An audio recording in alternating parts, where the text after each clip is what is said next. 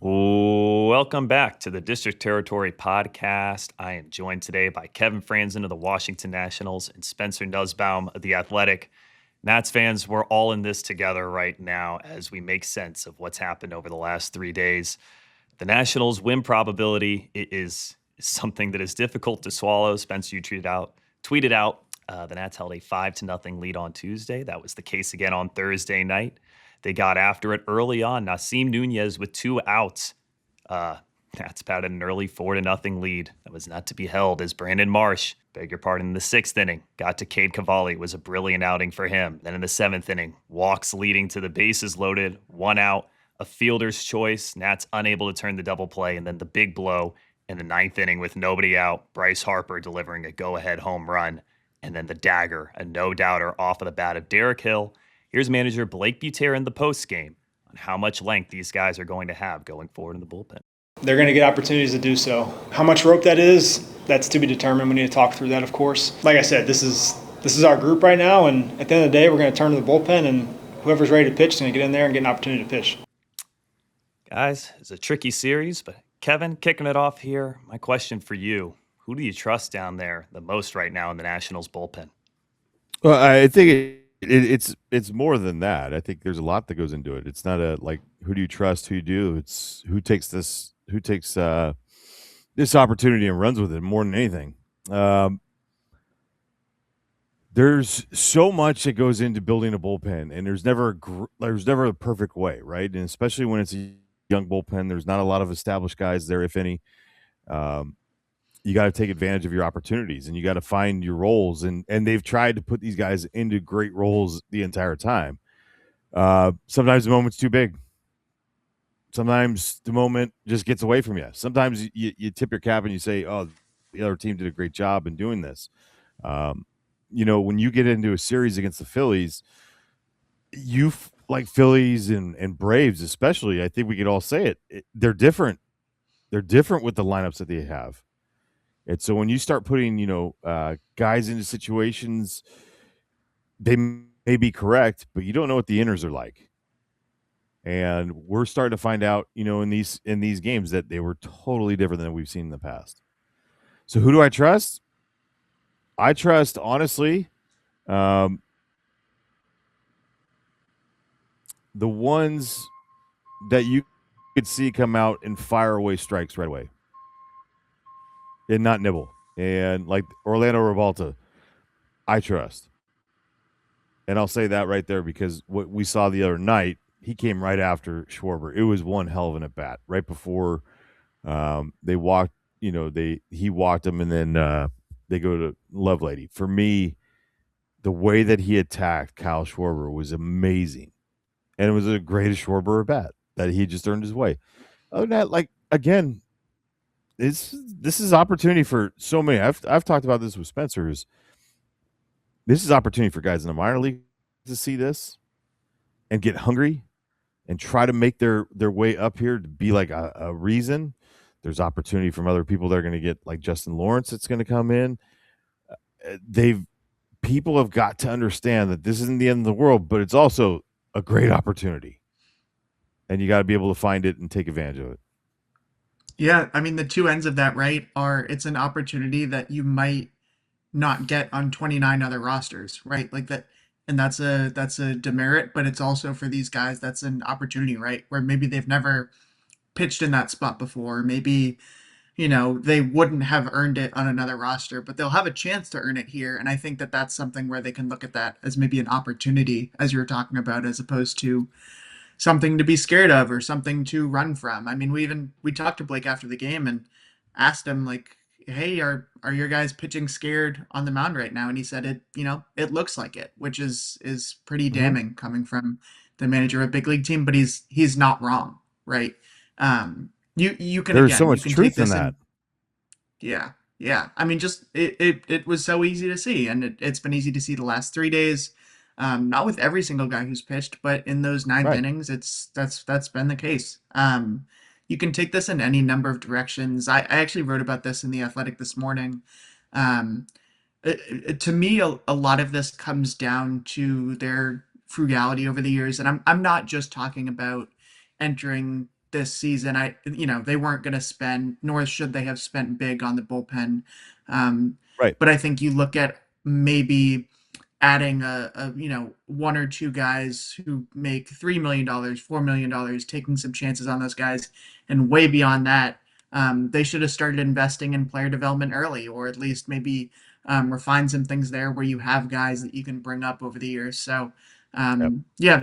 there's no one person to blame for all of this. There's no one reliever to blame, no one coach, no one executive. I wouldn't even say even one owner to blame for this. But this 3 game stretch right here is what happens when you don't spend and you maybe don't lock in just during a not lock in, but you don't maybe figure things out during a rebuild the way you should. They're trending in the right direction right now in the minor leagues, but Right. these guys have to prove it. I think the other part of that is that the spending part is such a big thing when you say it. Not, I think it needs to be highlighted. What you said, it's not just about this year, right? It's in the previous years and what you were going after and how you were developing in that moment because we didn't see it. Most of these cost-effective, places that you look at, they do it from within. Yeah. And how do they do it from within? You develop, and you got to be able to do that. And it's not a 1-year thing, right? Like, it's not Paul Taboni's farm system that's going to develop it right now. There's so many positives that are going on in the minor leagues right now that are huge that maybe it could have been done a couple years ago. Kevin, as someone who played for both organizations, do you think it's fair to say that those players may have been rattled a little bit by the Philadelphia fan base? Let's be realistic here. Over the last decade, No. 15 years, the No. fans, the Philadelphia fan invasion is a real thing. And at the end of that game, there were not Nationals fans in the building. No, it's the other team. Like, it's the other team. That's the only thing. The fans didn't do anything on that. They're both fan bases, good fan bases. Yeah, the Phillies traveled and all that stuff, but that was nothing to me. We had it way worse. We've seen it way worse in the past. But it wasn't one of those things that you looked at and you're going, okay, yeah, the other team is the one that it had nothing to do with fan base.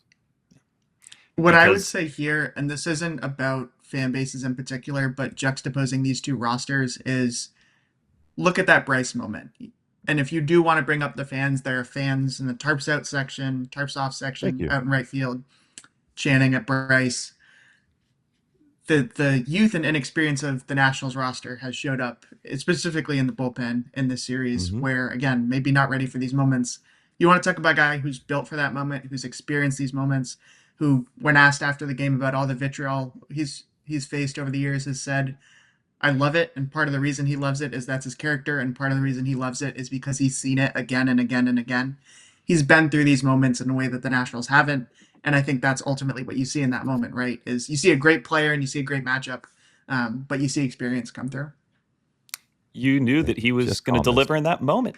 That's the type of player that he is, and I think the real Nationals fans in the building last night when he stepped up to the plate had a sense of what was about to happen. And I just want to say, as a Nationals fan, I wouldn't consider those real Nationals fans up in the right field section last night.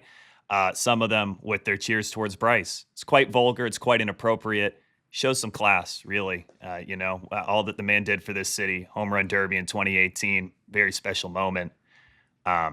Seriously, Franny, we've been saying it all along, man. Yeah, I've been pissed for the first day that I stepped in that booth.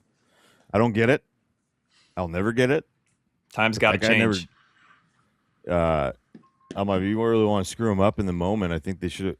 I've said this in years past. Give them a standing no, see what happens.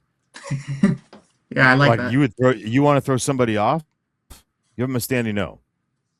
The more you boo, the louder you boo, the louder you drop an F-bomb out there to them, the more just boosts that guy the probability. Calms down, the more he calms down in the moment. Yep.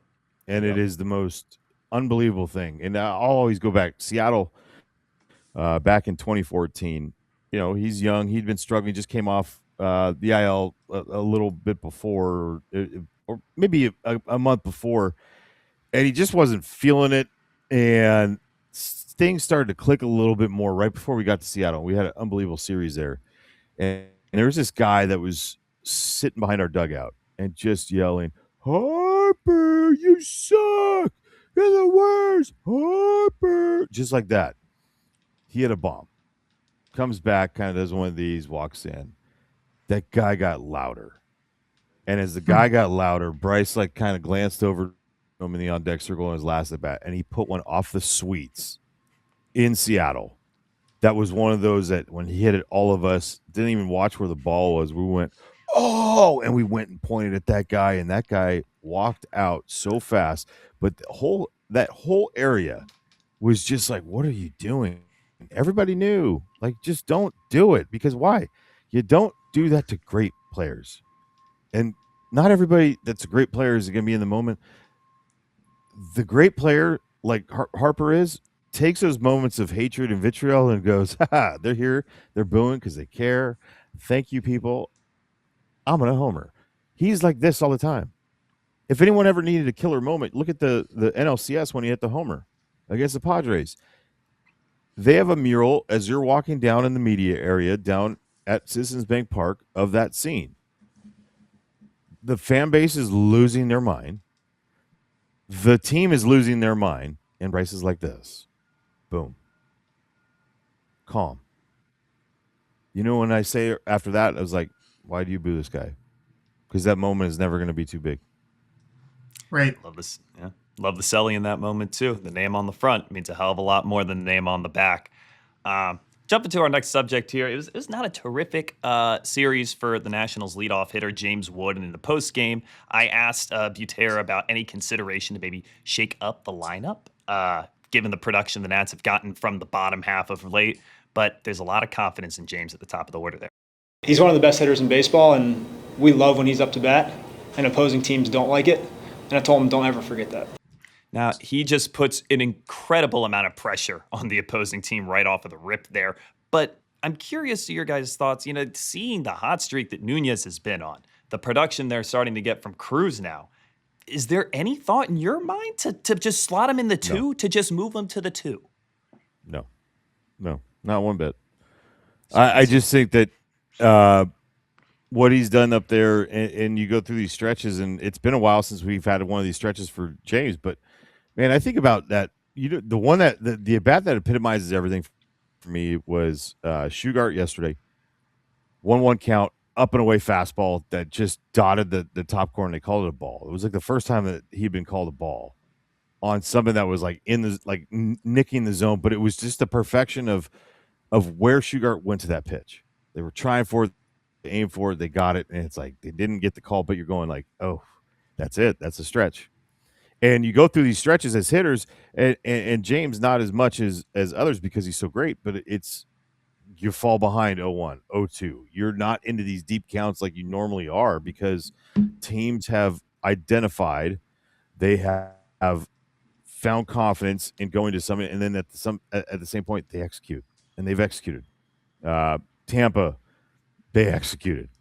He hasn't got a lot of. I've tried to go back and see how many heart of the plate, pitches he's seen, and it's like less than Philly 5, pitched him incredibly well. I mean, there's a phenomenal pitching staff over there, but they certainly did not get much to work with this series. No, and that's what you're supposed to do, right? You mark that guy, and you got to execute, and they did. Yeah. One stat that caught me off guard about James the other day, I wasn't actually aware of this, but talked about it in the pregame, I believe, ahead of yesterday. Butera brought it to my attention. He's already faced more pitchers than Teddy Ballgame. Let's hear about that real quick. Yeah, I mean, I think we all know Woody gets pitched so hard. Well, we saw that stat the other day where he's like already faced more pitchers than Ted Williams in his career. That's insane. He's 23 years old. I mean, that's just laughable. It had the entire. Stat. That was your stat. Oh, okay. That explains. I couldn't hear it. I talked about it on here. I should have been paying more attention. Ted Williams, you should have paid more attention on this. I got to be locked in. 9,732, I think, career plate appearances. He faced 447 guys, and Michael Wacha was 448. It's ridiculous. What do you make of that at the state of the game right now, Franny? Every It bullpen just is it, just it being just it, adjusted for matchups. well, it just explains how, for me, it explains how we should talk about the game and how different it is. For his 15,000, I think he had 15,000 career play appearances. Pete Rose, he faced, I don't even know the number of pitchers, but it ended up being like 21 times he would face that pitcher, right? That's what it came out to be over time. James is just at 3. Ted Williams was 21.9. And so when people go like, oh, that, these guys were so great, cool, that's awesome. They were great, but they faced the same dude every time. And it's not, you weren't facing 100. You weren't facing this. You're facing nasty stuff with shapes that are out of their mind just based on how we're able to dictate, this guy's sweeper plays off his cutter better than anything, but then we had a sinker. If we add that, we can get our crisscross there. We can get that tunneling. We have more data. We have more cameras. We have everything that can help our pitchers mind F a hitter. They didn't have that. Right. Then. They had throw another beer in there and a hot dog. Exactly. And here's the follow through on that idea, right?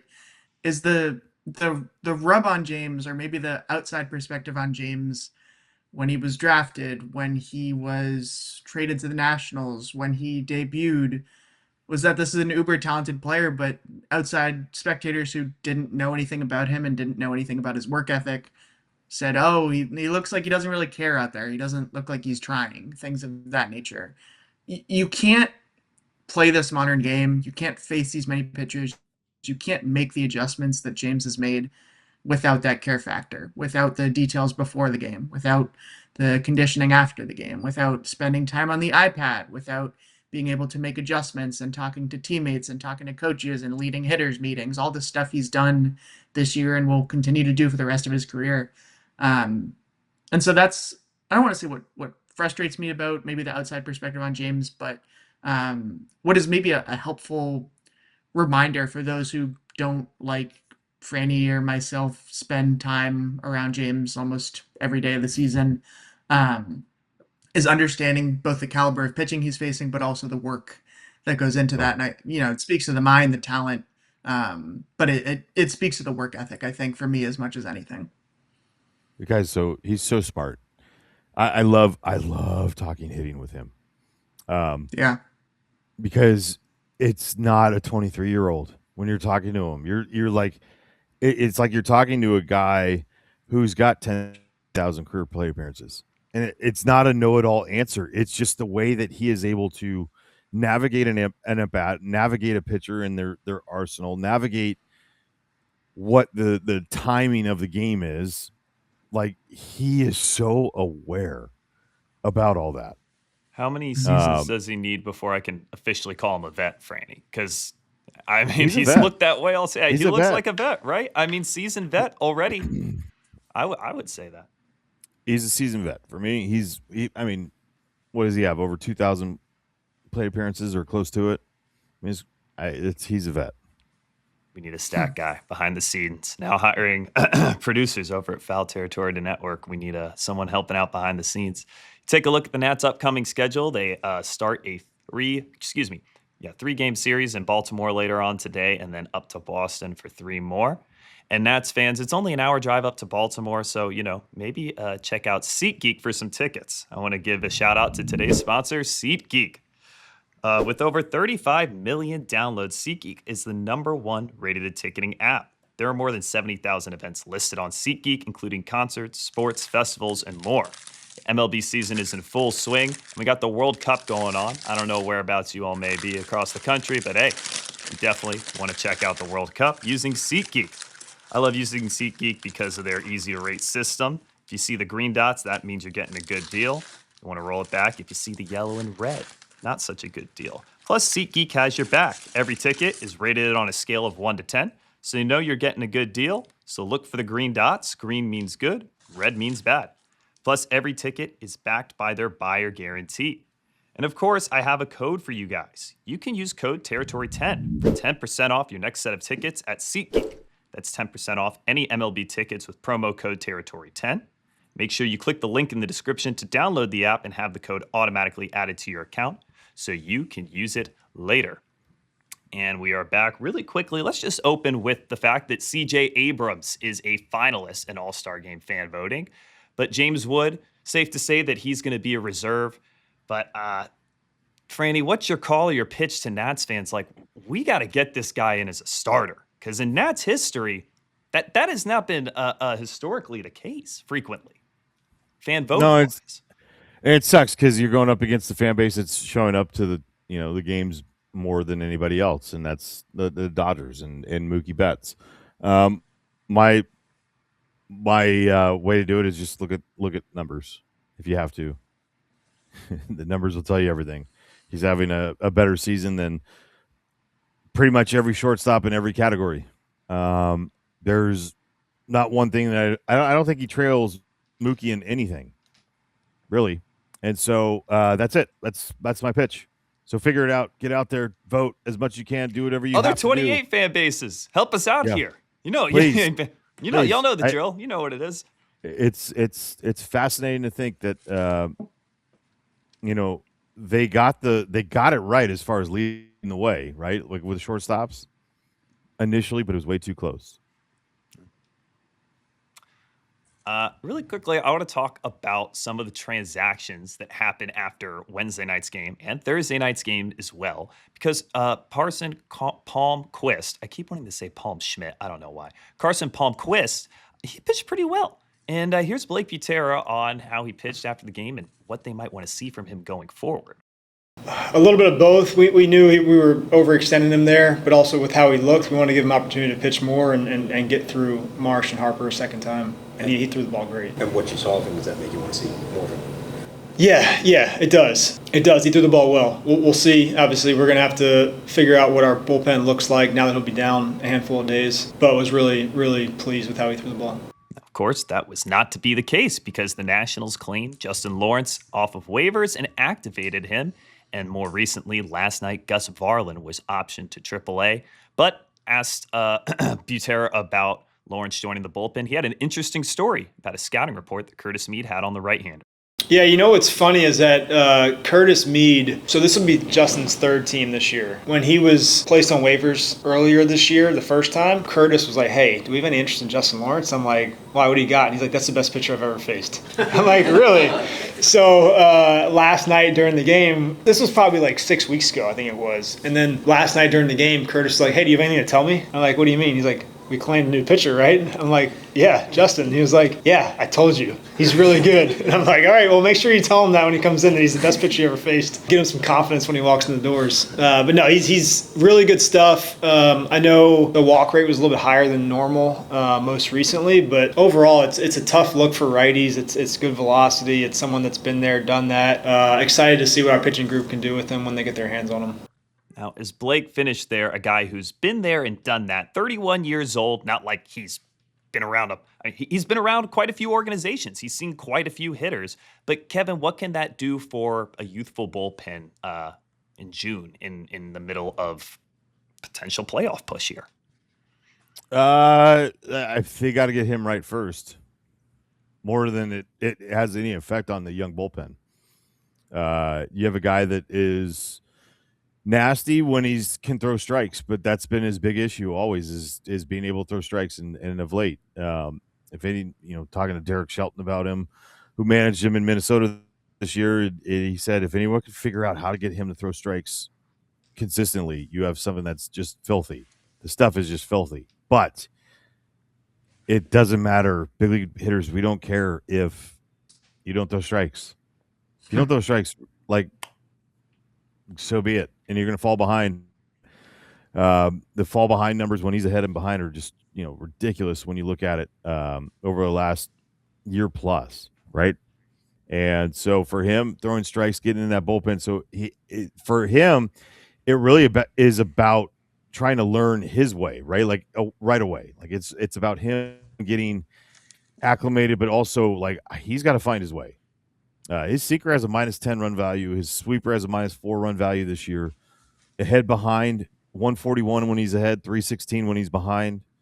In the last couple weeks, I mean, it was 231, 857. That was the average. 6 for 7 when he was behind the count. So I'm just trying to look at this as he's got to figure out a way to get things going. Yeah, I will add, or maybe every single thing Franny just said is correct. I also think you hear all of that and you go, why are the Nationals taking a chance on him? No, this is the exact type of arm I think the Nationals need to be taking 100%. a chance on, right? Yeah. Yeah. They need guys with 100%. stuff in the bullpen. They need guys with upside. They need guys who you look at the arm and you look at what comes out of their hand and say, can this one day pitch in a high leverage inning? And I'm not saying that's going to be tomorrow. I'm not saying they're going to fix his command because that's something that is not easy Right. and could take time. But compare that to the alternative, which is finding another arm out there who, throws 93 and mixes things up and is a weird look, but hasn't done it before. All these different things. If you're asking me which of those arms I'm going to bank on, it's the guy who throws stuff and try to find the command as opposed to the alternative. Right. I'll go a Real step quick, further. I mean, because Spencer. you have a brother that's been with the Rays for a long time, and you talk about this and what they find, and this is kind of like what they've done right in the past. And it's not saying that the Nats are going to become the Rays. They try it. You should when it comes to moves like this at times. But what is it that you feel like those teams that continuously build these bullpens? You wrote about it this week. I mean, find swing and miss. Yeah. Yeah. Well, they find swing and miss. They find outlier talent. They find uniqueness. They find things that make guys special. And instead of trying too hard to build the other parts of their game, they Dive lean in even that strength. further into it. Yeah, just dive further into that strength. And that's something that when I've been talking to people around the Nationals, they're doing the same thing in the minor leagues right now. And once they're able to, through the draft, through trades, find even more pitchers who potentially fit that mold of guys that they think they can develop. They think that this thing can really take off. But I haven't talked to anyone that said, hey, they figured this thing out. You know what I mean? Like, this is still a work in progress. Yep. But the best teams in baseball develop bullpens internally, or at least largely do, or they find guys who have been cast out by other organizations, tell them to lean into their strengths, help them lean into their strengths, and then figure it out from there. And so much of it comes down to the stuff. And if you just don't have that, it's really hard to win at the major league level. I'd even add on, Spencer, to your point, like it's not something that needs to be figured out tomorrow, next month, hell, even this season. We are years ahead, Nats fans, of where we are expected to be back in March. And if you see flashes of it this season, that is an encouraging sign. A guy that absolutely went off in this series in Philadelphia, Luis Garcia Jr., 3 straight games with a home run, but not just the home runs, working the walks. Manager Blake Gutierrez speaking about his selection at the plate of late. I really think he's done a better job of pitch selection these last few days specifically. If he can continue this, I think you're going to continue to see a lot of success from him, but he's worked a couple walks, and it's like he smiles at the dugout every time he walks because it's been a thing where we have some guys in competitions to see who can walk more, and it's like we talked about too, I want to say probably 6 or 8 weeks ago when we talked about increasing some walk rates and focusing on swing decisions. A big part of Louis' game, he's had some good success already. What we think can take him to that next level is simplifying, and being a little bit more stubborn with his approach. And he knows he can hit everything, but we know that he can drive certain pitches in certain locations. So we've asked him to focus on those spots. And he's had a couple more walks recently. So I think when you see him walking, you're probably going to see him swinging the bat pretty well also. Spencer, we talked about this 1 or 2 shows ago about what an incredible bad ball hitter he is. But Kevin, if he can tap into that ability to hit those pitches we know he hits well, how good could Luis Garcia be as an offensive player? I think you're seeing it. I think this is ceiling when it comes to that. And that's not a bad thing, right? But I also think that if you're a swinger, you're a swinger. And these things are going to ebb and flow like no other when it comes to walks and all that stuff. It's being more selective in the moment. I think it's knowing the moment, like when to expand, when not to. Why is he so good with runners at third fewer than two? Because he expands. He knows he can, but he hits the ball hard when he hits it on the ground. So balls get through, or balls get to a point where he puts the ball in play and that guy scores. That's a great talent to have. That's a great talent to have. He's good with runners in scoring position because he expands a little bit. Okay, so when no one's on, that's that moment that you kind of like go, okay, let's back off and let's try to figure out, how can I draw that walk? How can this guy I don't match up well against, how can I battle him to a point where, I'm going to be a threat now because I'm on the base. And that's the thing that he's got to get to. He's got to pick and choose his moments of when that selectivity is going to be there, because I feel like you can't just sit there and say, take it out, and walk. You can't just walk. It's got to be a part of like the flow of the game for him in the moment, because he's a free swinger, and that you just sometimes can't take that out of people. So when we get those walks, you got to love it. You just got to have more guys.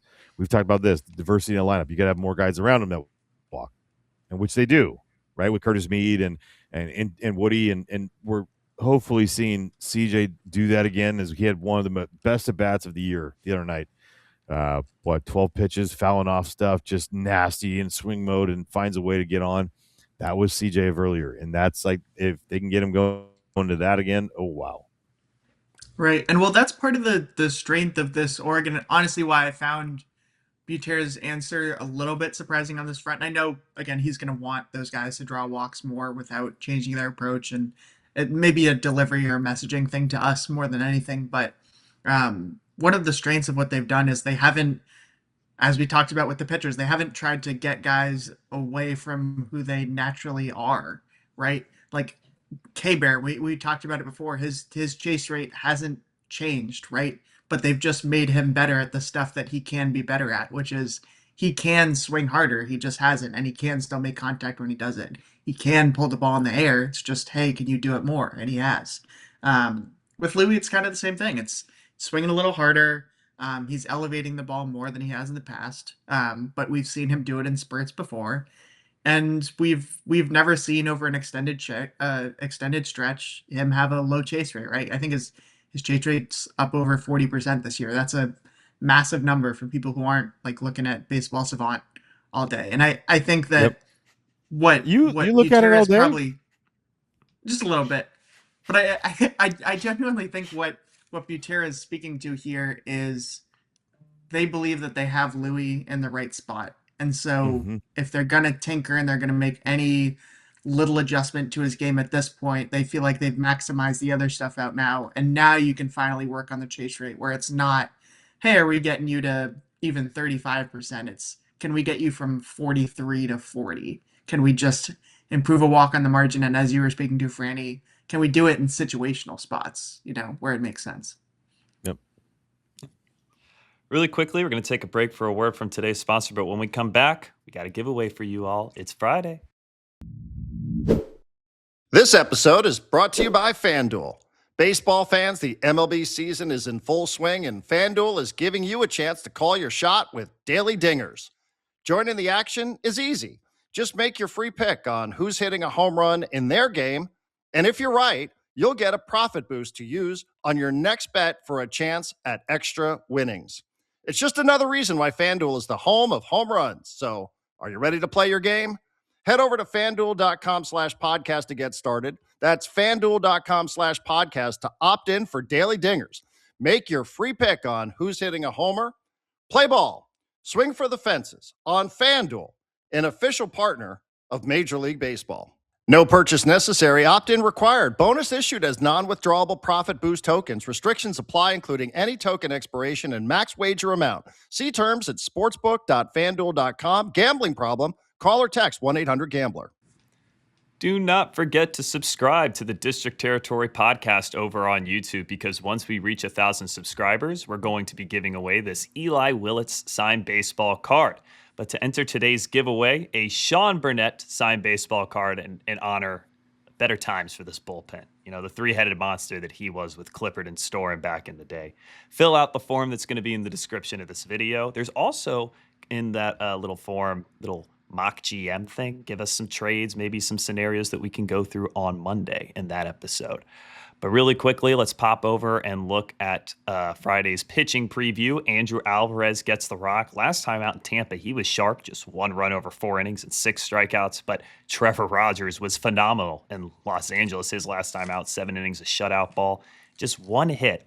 Not a big strikeout guy, but Franny, what do the Nats bats need to do to get to Trevor tonight? Do the same thing they did last night against Christopher Sanchez.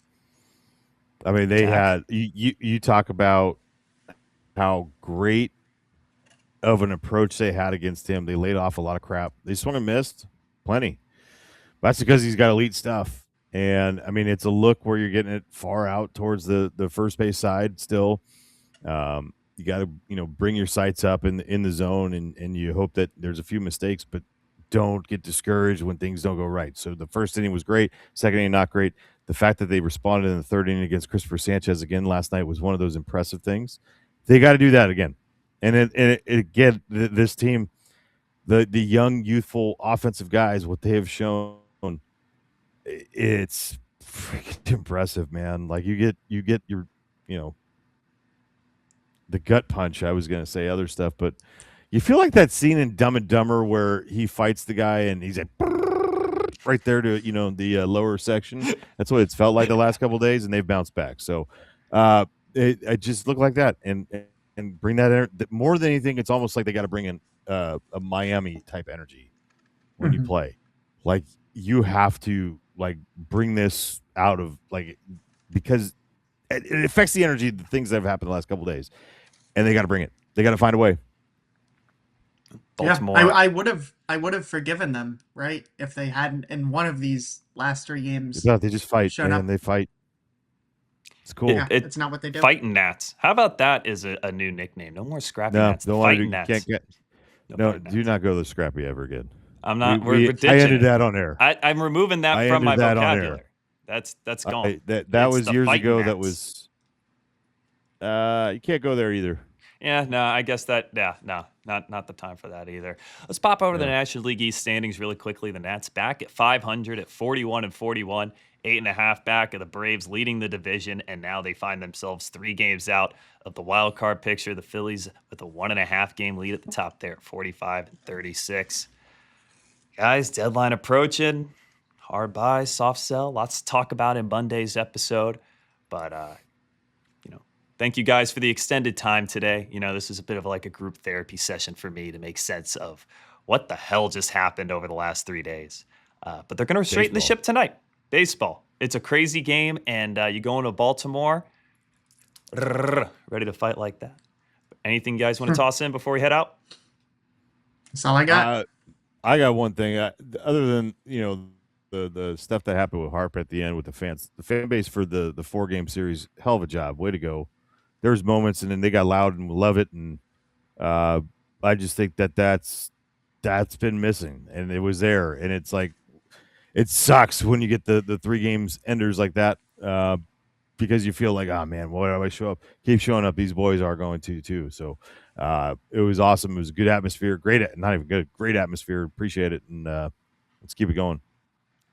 If you're not rocking with me at 41-41, don't talk to me at the end of September. But we'll see you all in Monday's episode. Until then, see you later.